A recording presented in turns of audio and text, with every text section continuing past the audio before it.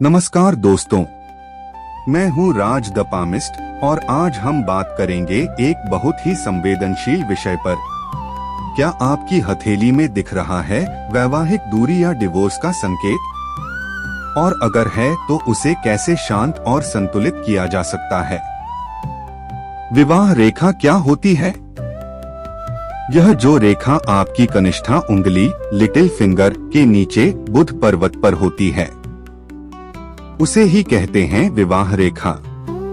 यह बताती है कि जीवन साथी के साथ आपका संबंध कितना गहरा, स्थिर और भावनात्मक रहेगा। अगर यह विवाह रेखा दो भागों में बंट गई है तो यह इंगित करता है कि रिश्ते में दूरी या गलतफहमी आ सकती है। रेखा के दोनों सिरों की दूरी जितनी अधिक होगी उतनी ही दूरी भावनात्मक जीवन में महसूस की जाएगी।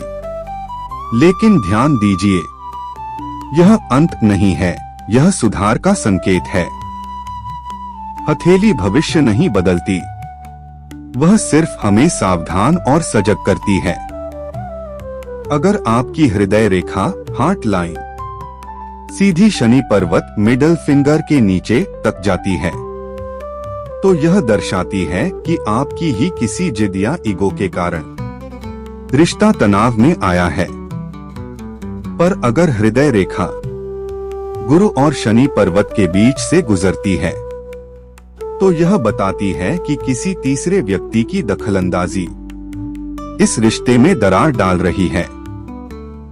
अगर हथेली के मध्य भाग से कोई पतली रेखा निकलकर विवाह रेखा से जुड़ जाए तो यह वैवाहिक अलगाव या डिवोर्स की स्थिति को दर्शा सकता है।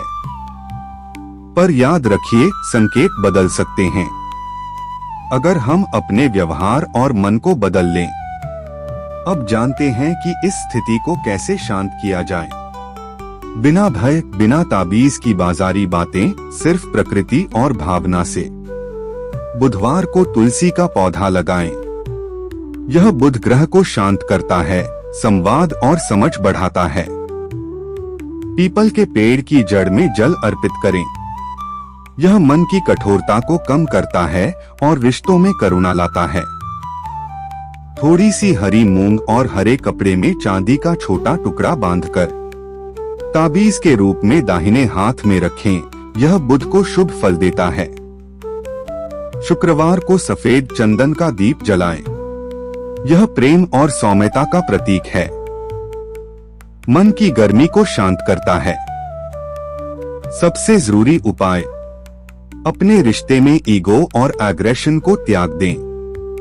प्रेम को ही सबसे बड़ा धर्म माने।